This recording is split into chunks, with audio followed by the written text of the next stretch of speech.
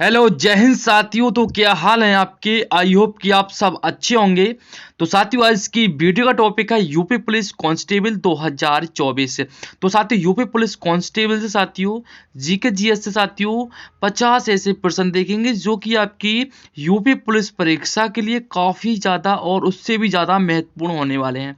साथियों ये हमारा प्रैक्टिस सेट 32 होने वाला है। बाकी का प्रैक्टिस सेट आपको खाकी वर्दी नाम की प्लेलिस्ट बनी हुई है साथियों, वहां से जाइए और सभी क्लासों को देखिए। सभी क्लास हैं इंपोर्टेंट और अच्छे लेवल के, जाके उनको जरूर देखना साथियों। और साथियों मेरे कहने पर ना इस क्लास को पूरा देख लो, मेरे कहने पर इस क्लास को पूरा देख लो साथियों। मैं गारंटी लेता हूँ साथियों आपकी इस क्लास से ना काफी ज्यादा तैयारी इंप्रूव हो जाएगी। तो चलिए साथियों आज की इस क्लास को स्टार्ट करते हैं फर्स्ट क्वेश्चन के साथ। साथियों फर्स्ट क्वेश्चन आपकी स्क्रीन पर आया है। पहला क्वेश्चन आपकी स्क्रीन पर है, निम्न में से कौन भारत का पहला वायसराय था। वो बताइए साथियों, इंपोर्टेंट क्वेश्चन है। निम्न में से कौन भारत का पहला वायसराय था। लॉर्ड कॉर्नवालिस, पिट्टू या फिर लॉर्ड कैनिंग या फिर रॉबर्ट क्लाइव। तो सही आंसर हो जाएगा ऑप्शन सी। ऑप्शन सी क्या है, लॉर्ड कैनिंग। लॉर्ड कैनिंग साथियों भारत का पहला वायसराय था। ऑप्शन सी बिल्कुल करेक्ट आंसर है। इंपोर्टेंट पॉइंट से समझते हैं। भारत का पहला वायसराय लॉर्ड कैनिंग, जो कि साथियों 1856 से 1858 तक था। इनके कार्यकाल में 1857 का विरोध हुआ था। जो साथियों 1857 की क्रांति हुई थी वो इन्हीं की शासन काल में हुई थी। भारतीय दंड संहिता 1858 एवं सिविल दंड प्रक्रिया संहिता 1859 की भी इन्हीं के काल में बनाई गई साथियों, इन्हीं के काल में बनाई गई थी। इंपोर्टेंट है साथियों, नोट कर लेना, आपके एग्जाम के लिए काफी ज्यादा इंपोर्टेंट रहता है। अगर साथियों आपको इस क्लास की पीडीएफ चाहिए तो आपको वीडियो के तुरंत देखने के बाद आपको यहाँ पर डिस्क्रिप्शन में मिल जाएगी, जाके उसको जरूर देख लेना। चलिए अगला क्वेश्चन देखते हैं। यूनानियों को भारत से बाहर किसने निकाला था। देखो साथियों इंपोर्टेंट क्वेश्चन है, काफी डीप क्वेश्चन आपसे पूछ लेता है। तो यूनानियों को भारत से बाहर किसने निकाला था। तो दूसरा प्रश्न आपकी स्क्रीन पर है। और साथियों चंद्रगुप्त मौर्य ने इनको बाहर निकाला था। ये यूनानी थे साथियों, इनको बाहर निकालने का काम चंद्रगुप्त मौर्य ने किया था। चलिए अगला क्वेश्चन आपका, सुल्ताना रजिया बेगम किसकी बेटी थी। सुल्ताना रजिया बेगम किसकी बेटी थी। तो साथियों ये इल्तुतमिश की बेटी थी, आपको ध्यान रखना है इल्तुतमिश की। इंपोर्टेंट पॉइंट से समझते हैं, इंपोर्टेंट पॉइंट है साथियों आपका। सुल्ताना रजिया बेगम इल्तुतमिश की पुत्री थी। इसने 1336 से 1240 तक शासन यानी कि दिल्ली पर शासन किया था। साथियों इंपोर्टेंट है, एक बार से दोबारा रिपीट कर रहा हूं। सुल्ताना रजिया बेगम इल्तुतमिश की पुत्री थी। इसने 1236 से लेकर 1240 तक दिल्ली पर शासन किया। यह मुस्लिम एवं तुर्की इतिहास की पहली महिला शासक थी। इल्तुतमिश पहला ऐसा शासक था जिसने अपने बाद किसी महिला को उत्तराधिकारी नियुक्ति किया था। तो साथियों आपके यहाँ से 2 से 3 क्वेश्चन आराम से बन सकते हैं, लेकिन एग्जामिनर जहां से पूछे साथियों वहीं से पूछ लेता है। तो साथियों आपको कुछ डीप भी पॉइंट ढूंढने हैं। तो साथियों इल्तुतमिश ने साथियों इल्तुतमिश एक पहला ऐसा शासक था जिसने अपने बाद किसी महिला को उत्तराधिकारी नियुक्त किया था। साथियों कुछ पॉइंट आपको यहाँ से नोट कर लेने चाहिए। अगला क्वेश्चन आपका, निम्न में से किसने गदर पार्टी की स्थापना की थी। निम्न में से किसने गदर पार्टी की स्थापना की थी। तो साथियों इसमें आपको ऑप्शन में ढूंढना है, लाला हरदयाल किधर है। लाला हरदयाल किधर है साथियों, लाला हरदयाल किधर है, ऑप्शन सी में है। सर जी क्या, ऑप्शन सी में लाला हरदयाल ने की थी गदर पार्टी की स्थापना। इंपोर्टेंट पॉइंट देखते हैं साथियों, कब और किसने की। गदर पार्टी की स्थापना 25 जून 1913 को अमेरिका में की गई थी, जिसके संस्थापक सदस्य थे सोहन सिंह भाकना, करतार सिंह सरभा एवं लाला हरदयाल। इस पार्टी के अध्यक्ष भी लाला हरदयाल थे, यानी कि जो इनके गदर पार्टी के अध्यक्ष थे ये लाला हरदयाल थे साथियों। और इनके कितने सदस्य थे आपको यहाँ पर नाम दिख रहा है, सोहना सिंह भाकना और करतार सिंह सरभा एवं लाला हरदयाल, यानी कि टोटल 3 सदस्य थे साथियों इसमें। अगला क्वेश्चन देखते हैं। महात्मा गांधी ने वर्ष 1930 में सवर्ण अवज्ञा आंदोलन कहां से प्रारंभ किया था। वो बताइए साथियों, महात्मा गांधी ने वर्ष 1930 में सवर्ण अवज्ञा आंदोलन कहां से प्रारंभ किया था। तो कहां से किया था सर जी बताइए। तो इन्होंने साबरमती आश्रम से प्रारंभ किया था। ऑप्शन ए बिल्कुल करेक्ट आंसर हो जाए साथियों।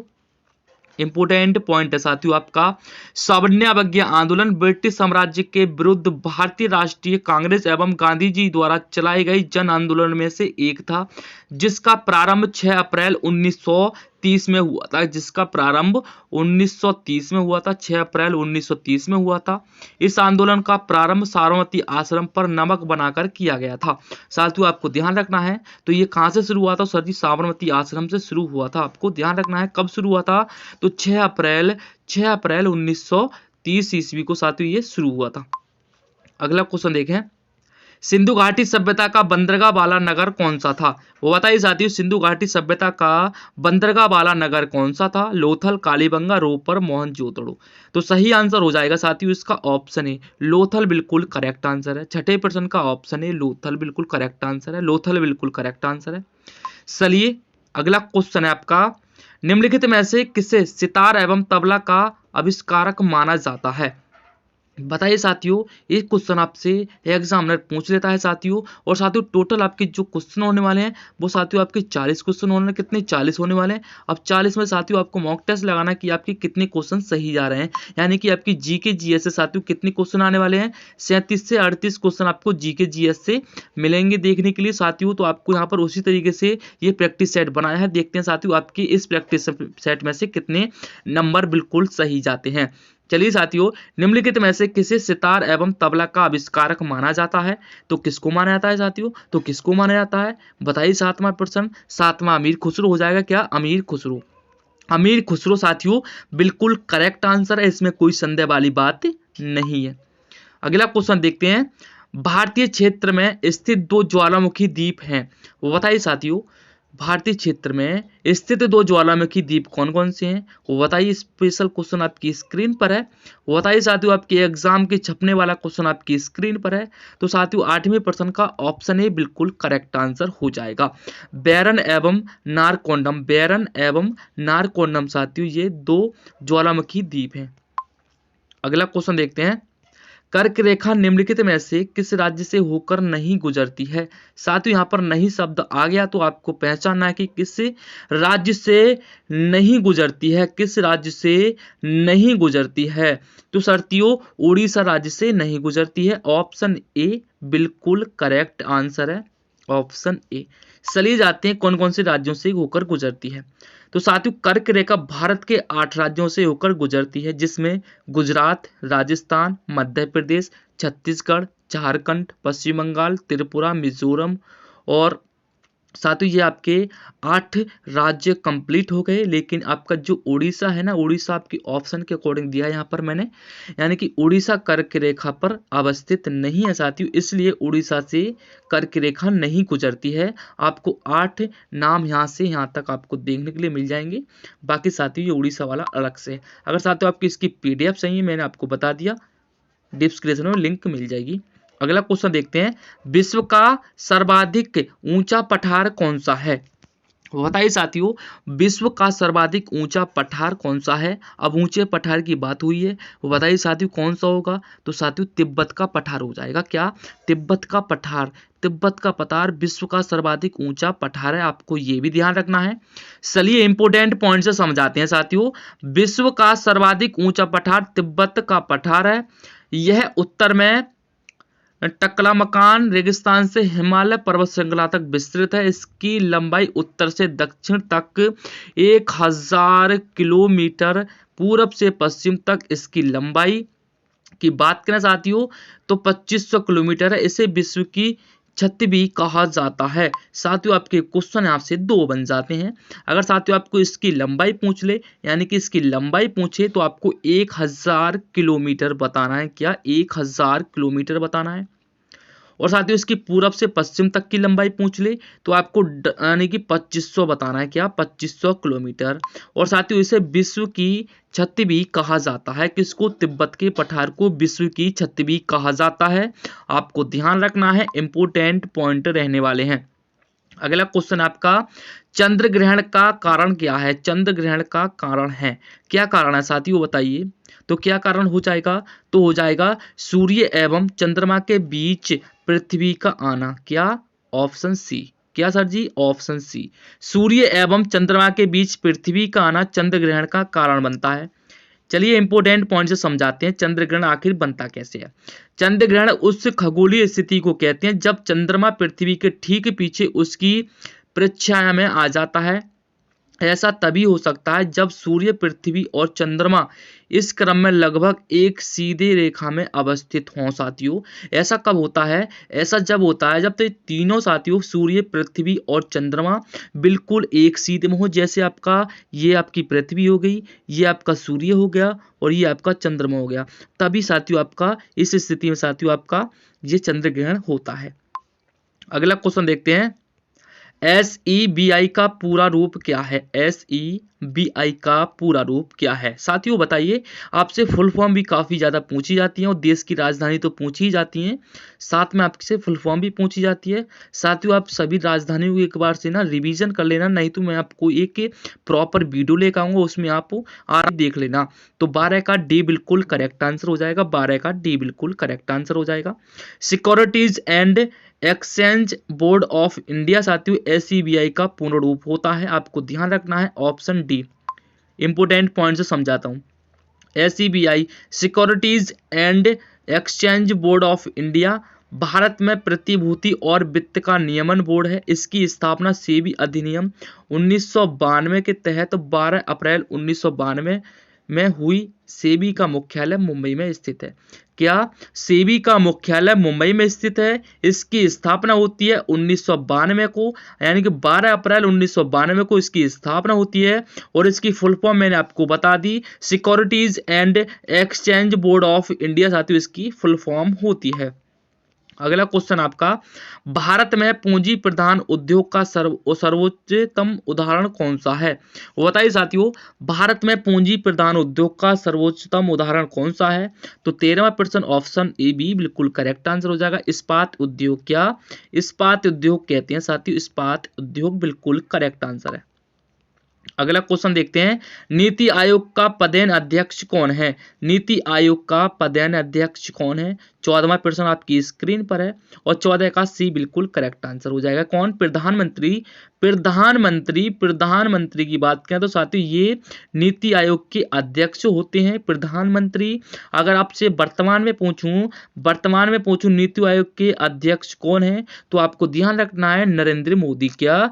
नरेंद्र मोदी को आपको ध्यान रखना है साथियों, नरेंद्र मोदी को। अगला क्वेश्चन देखते हैं, भारतीय संविधान में मूल कर्तव्यों का वर्णन किस अनुच्छेद में है? बताइए साथियों, जो मूल कर्तव्यों का वर्णन है वो किस अनुच्छेद में है साथियों? तो 15वां प्रश्न आपकी स्क्रीन पर है और वो भी बिल्कुल करेक्ट आंसर हो जाएगा। अनुच्छेद 51 क्या? अनुच्छेद 51 का में साथियों मूल कर्तव्यों का वर्णन किया गया है, अनुच्छेद 51 का में। अगला क्वेश्चन देखते हैं, मूल अधिकारी से संबंधित मामला निम्नलिखित में से कौन सा है? मूल अधिकारी से संबंधित मामला निम्नलिखित में से कौन सा है? तो चलिए देखते हैं साथियों कौन सा है। ऑप्शन डी से पढ़ना चालू करते हैं। बंबई राज्य बनाम वलसारा नहीं साथियों, ये आपका गलत हो जाएगा। शर्मा बनाम कृष्णा नहीं। पश्चिम बंगाल बनाम भारत संघ 1963 नहीं। ऑप्शन ए बिल्कुल करेक्ट आंसर है। गोलकनाथ बनाम पंजाब राज्य 1967 में साथियों। अगला क्वेश्चन देखते हैं, मुख्यमंत्री की नियुक्ति कौन करता है? मुख्यमंत्री की नियुक्ति कौन करता है साथियों? सभी को पता होगा कौन करता है। मुख्यमंत्री की नियुक्ति कौन करता है साथियों? तो करता है कौन? राज्यपाल। क्या? राज्यपाल करता है साथियों मुख्यमंत्री की नियुक्ति। राज्यपाल की बात करें तो वर्तमान में राज्यपाल कौन है साथियों? बताइए एक बार से। मैं आपको ये क्वेश्चन एक तरीके से ना आपको होमवर्क के रूप में दे रहा हूँ, आप ये बताइए वर्तमान में राज्यपाल कौन है? वर्तमान में राज्यपाल कौन है? एक बार इसका सही आंसर सभी भाई लोग कमेंट में जरूर लिख देना। चलिए अगला इंपोर्टेंट पॉइंट से देखते हैं। साली उस क्वेश्चन का इंपोर्टेंट पॉइंट आपको बताना भूल गया, इंपोर्टेंट है आपका।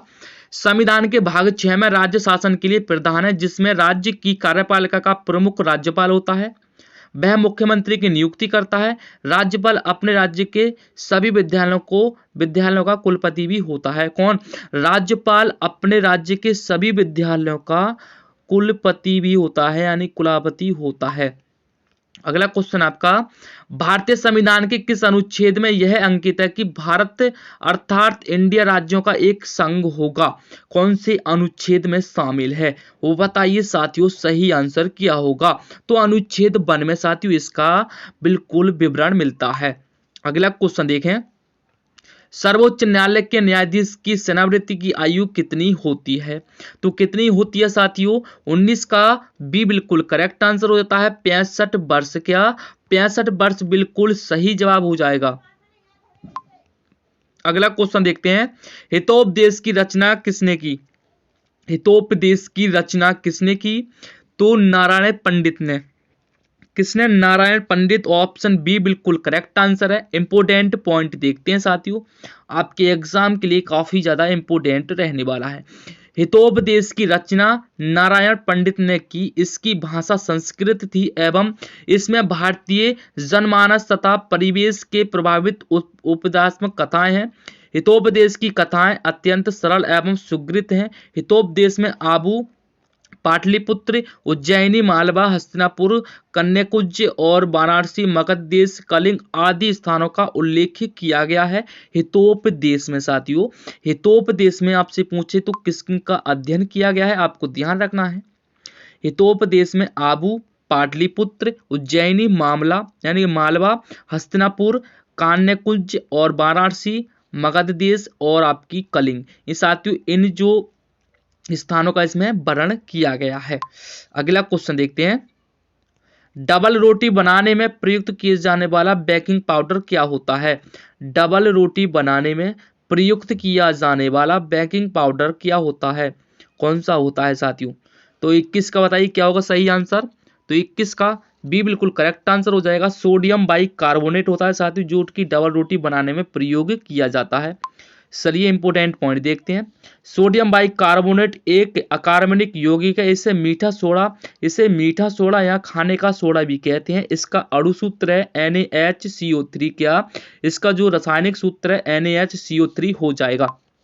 अगला क्वेश्चन आपका, स्पाईवेयर निम्न में से क्या है? स्पाईवेयर निम्न में से क्या है? तो क्या है सर जी? ये है साइबर जासूसी। क्या साइबर जासूसी हो जाएगा। ऑप्शन डी बिल्कुल करेक्ट आंसर। इंपोर्टेंट पॉइंट नहीं है। अगला क्वेश्चन है आपका, उत्तर प्रदेश में स्वतंत्रता से पूर्व कुल कितने विश्वविद्यालय थे? उत्तर प्रदेश में स्वतंत्रता से पूर्व कुल कितने विश्वविद्यालय थे? 23वां प्रश्न। कितने थे साथियों? 5 विश्वविद्यालय थे साथियों, आपके 5। अगला क्वेश्चन आपका, उत्तर प्रदेश का एकमात्र मुक्ति विश्वविद्यालय है, बताइए साथियों। उत्तर प्रदेश का एकमात्र मुक्ति विश्वविद्यालय कौन सा है? 24वां प्रश्न स्क्रीन पर है। 24 का डी बिल्कुल करेक्ट आंसर है। 24 का डी बिल्कुल करेक्ट आंसर है। राजऋषि पुरुषोत्तम दास टंडन विश्वविद्यालय साथियों, ये आपका एक मुक्ति विश्वविद्यालय है। ऑप्शन डी राजश्री पुरुषोत्तम दासम और टंडन विश्वविद्यालय, ऑप्शन डी। अगला क्वेश्चन है, विश्व पांचोई और दिसियाई उत्सव निम्नलिखित में से किस जनजाति द्वारा मनाए जाते हैं? तो किस जनजाति द्वारा मनाए जाते हैं? 25 का सी बिल्कुल करेक्ट आंसर है। 25 का सी बिल्कुल करेक्ट आंसर है। 25 का सी जौन सारी जनजाति के द्वारा साथियों ये मनाए जाते हैं। कौन सी? विश्व पांचोई और दिसाई। अगला इंपोर्टेंट पॉइंट तो साथियों आपका ये रहा, विश्व पांचोई और दिसाई उत्सव जौन सारी जनजाति द्वारा मनाए जाते हैं, मैंने आपको बता दिया। अगला क्वेश्चन है, उत्तर प्रदेश के गोरखपुर जिले में स्थित राहुल सांकृत्यान संस्थान निम्न किन दुर्लभ वस्तुओं का संग्रह है? बताइए साथियों, उत्तर प्रदेश के गोरखपुर जिले में स्थित राहुल सांकृत्यान संस्थान में किन दुर्लभ वस्तुओं का संग्रह है? तो किनका है साथियों? तो ए बिल्कुल करेक्ट आंसर है। क्या मोहरें और मृदा पात्र और सिक्के का साथियों इनमें वस्तुओं का संग्रह किया गया है। अगला क्वेश्चन आपका, उत्तर प्रदेश में स्थित भारत कला भवन निम्नलिखित में से कहां स्थित है? उत्तर प्रदेश में स्थित भारत कला भवन निम्नलिखित में से कहां स्थित है? बताइए साथियों क्या है सही आंसर? 27 का डी बिल्कुल करेक्ट आंसर हो जाएगा। वाराणसी वाराणसी वाराणसी वाराणसी बिल्कुल करेक्ट आंसर है। Option D. इंपोर्टेंट पॉइंट से समझते हैं, भारत कला भवन एवं वाराणसी में काशी हिंदू विश्वविद्यालय के प्रांगण में एक चित्रकला शैली है यह एशिया का सबसे बड़ा विश्वविद्यालय संग्रहालय है। यहाँ की चित्रबदायिका 12वीं से 20वीं सदी तक भारतीय लघु चित्र प्रदर्शित करता है। साथियों आपको इसको ध्यान से पढ़ लेना है। भारत कला भवन वाराणसी में काशी हिंदू विश्वविद्यालय के प्रांगण में स्थित एक चित्रशाला है। साथियों यह एशिया का सबसे बड़ा विश्वविद्यालय संग्रहालय भी कहते हैं। किसको कहते हैं? हिंदू विश्वविद्यालय को साथियों एशिया का सबसे बड़ा विश्वविद्यालय संग्रहालय भी कहते हैं। साथियों आपको ध्यान रखना है। अगला क्वेश्चन है, उत्तर प्रदेश में चित्रकला के विकास में ग्राफिक विद्या की शुरुआत किसने की?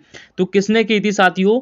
तो की थी साथियों ललित मोहन सेन ने। क्या? ललित मोहन सेन ने साथियों उत्तर प्रदेश में चित्रकला के विकास में ग्राफिक्स विद्या की शुरुआत की थी। ललित मोहन सेन बिल्कुल करेक्ट आंसर है।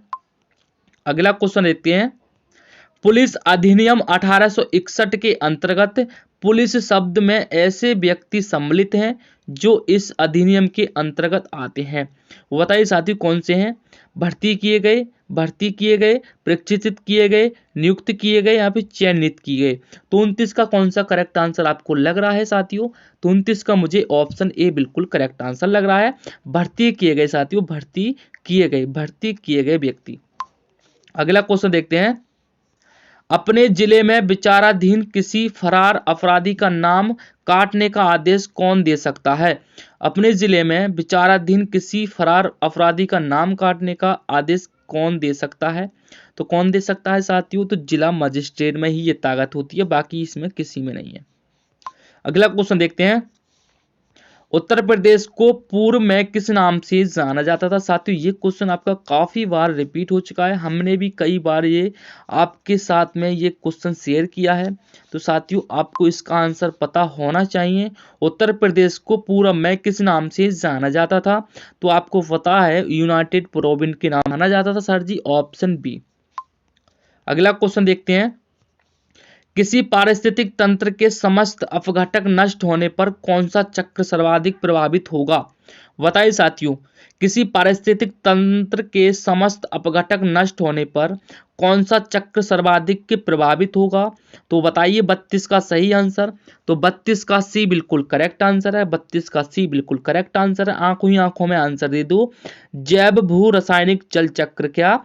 जैव भू रासायनिक चक्र साथियों ये है आपका बिल्कुल करेक्ट आंसर है। अगला क्वेश्चन देखते हैं, जैव विविधता की प्रचुरता तथा क्षेत्र विशेषी जीवों की प्रमुखता वाले संवेदनशील स्थल को क्या कहते हैं? साथियों आपकी जो क्वेश्चन है, आपके सभी क्वेश्चन सिलेक्टेड और अच्छे लेवल के रखे हैं, और साथियों क्वेश्चन को पढ़कर आपको अंदाजा लग रहा होगा कि आपने क्वेश्चन किस तरीके से लेवल किए हैं। जैव विविधता की प्रचुरता तथा क्षेत्र विशेषी जीवों की प्रमुखता वाले संवेदनशील स्थल को क्या कहते हैं? क्या कहते हैं सर जी? तो कहते हैं हरित स्थल। क्या? हरित स्थल कहते हैं। हरित स्थल बिल्कुल करेक्ट आंसर आपका ऑप्शन बी में दिया गया है। अगला क्वेश्चन है, रेड डाटा बुक का संकलन किया जाता है। रेड डाटा बुक का संकलन किया जाता है कहां पर किया जाता है? तो ऑप्शन बी में किया जाता है। ऑप्शन बी में IUCN के द्वारा साथियों रेड डाटा बुक का संकलन किया जाता है। अगला क्वेश्चन देखते हैं, मई 2023 में नए संसद भवन के उद्घाटन के दौरान लोकसभा अध्यक्ष की कुर्सी के पास सेंगोल स्थापित किया गया है। इस राजदंड सेंगोल का संबंध किस साम्राज्य से है? साथियों आपकी जो नया संसद भवन बना है ना साथियों, आपको ना उससे रिलेटेड उसकी स्थापना कब हुई, उसकी नींव कब हुई साथियों, वो बनकर कब तैयार हुआ, किसने बनवाया, उसका डिजाइन किसने तैयार किया, साथियों सभी कुछ उसके बारे में एक बार डिटेल में पढ़ लेना। साथियों आपके क्वेश्चन यानी कि एग्जाम में आने की संभावना हो सकती है, गारंटी नहीं आ जाए लेकिन आ भी सकता है, तो क्या करोगे, छोड़ के ही आओगे ना।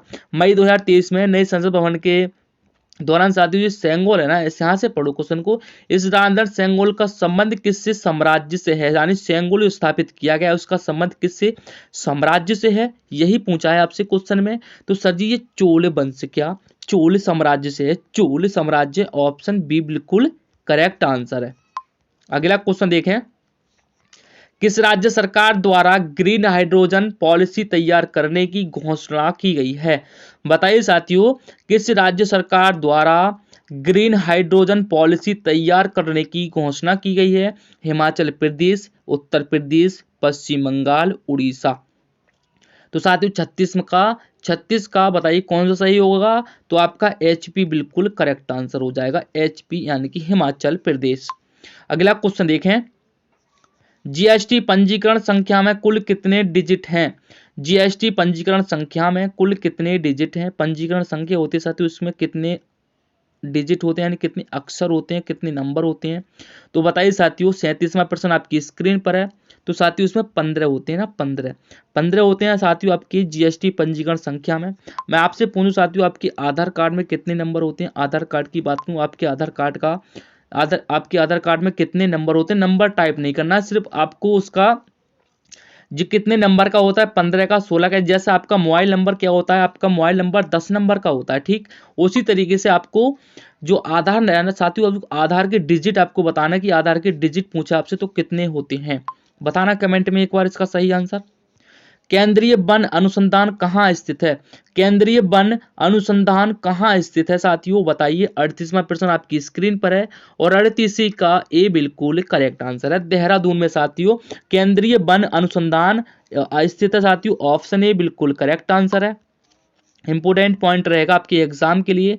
केंद्रीय वन अनुसंधान देहरादून में स्थित है। इसकी स्थापना 1906 में इंपीरियल फॉरेस्ट इंस्टीट्यूट के रूप में की गई थी। इसके भवन को राष्ट्रीय विरासत घोषित किया जा चुका है। इसके भवन को राष्ट्रीय विरासत घोषित किया जा चुका है। 1906 में साथियों इसकी स्थापना होती है। किसकी? केंद्रीय वन अनुसंधान की स्थापना होती है देहरादून में। कब होती है? 1906 में होती है साथियों। अगला क्वेश्चन है, भारत का वह कौन सा जिला था जहां व्यावसायिक वानिकी के विरुद्ध चिपको आंदोलन शुरू हुआ था? साथियों आपको हिस्ट्री तो ना रट के रख देनी है। क्या हिस्ट्री तो आपको रट के रख देनी है, हिस्ट्री क्या आपको बिल्कुल चबा लेनी है, घोल कर पी लेनी है साथियों। तो इसका सही आंसर क्या होगा? जो चिपको आंदोलन कहां से शुरू हुआ था? वो आपका चमोली से शुरू हुआ था। क्या? चमोली गांव से शुरू हुआ था, ऑप्शन बी बिल्कुल करेक्ट आंसर। अगले क्वेश्चन की बात करें, भारत के चीफ आर्मी स्टाफ COAS का नाम बताएं जिन्होंने 31 दिसंबर 2016 को पदभार संभाला था। भारत के चीफ स्टाफ आर्मी का नाम बताइए जिन्होंने साथियों 31 दिसंबर को पदभार संभाला था। 2016 की बात है। आपने क्वेश्चन पढ़ लिया होगा, आई होप कि आप समझदार होंगे, इसलिए आपने क्वेश्चन समझ गए होंगे। तो सही आंसर क्या होगा? तो जनरल ऑप्शन ए बिल्कुल ऑप्शन ए बिल्कुल करेक्ट आंसर है, जनरल बिपिन रावत बिल्कुल सही आंसर हो जाएगा साथियों। मैं आपको यहाँ पर बी ऑप्शन बताने वाला था, लेकिन साथियों सॉरी गलती होगी, माफी चाहता हूँ। ऑप्शन ए बिल्कुल करेक्ट आंसर हो जाएगा, general Bipin Rawat, option A. तो साथियों आपने इस क्लास में 40 क्वेश्चनों का मॉक टेस्ट लगाया। आप बताना कि आपके 40 में से कितने क्वेश्चन आपके सही गए। देखते हैं साथियों आपकी तैयारी वो किस लेवल की हो रही है। 40 में से आपके कितने क्वेश्चन सही गए, एक बार से कमेंट में जरूर इसकी फीडबैक जरूर देना। 40 में से अगर आपके 40 में से साथियों आपके 38 से 35 के बीच में अगर आपके क्वेश्चन सही हो रहे हैं ना साथियों, तो आपकी जो तैयारी है अच्छी चल रही है। इस टाइम तो अच्छी चल रही है, लेकिन पेपर के टाइम नहीं पता कैसी होगी, लेकिन आप इस तरीके से पढ़ रहे हैं तो अच्छी ही होगी। तो साथियों आपने इस क्लास में 40 क्वेश्चनों का मॉक टेस्ट लगाया, तो आप बताना कि आप इस क्लास से कितने क्वेश्चन सही कर गए और आपको आज की क्लास कैसी लगी, इसका भी फीडबैक कमेंट में जरूर दे देना। तो चलिए साथियों आज की इस क्लास को यहीं पर एंड करते हैं और मिलते हैं किसी अगली क्लास के साथ। जब तक के लिए अपना ख्याल रखिए। जय हिंद, वंदे मातरम।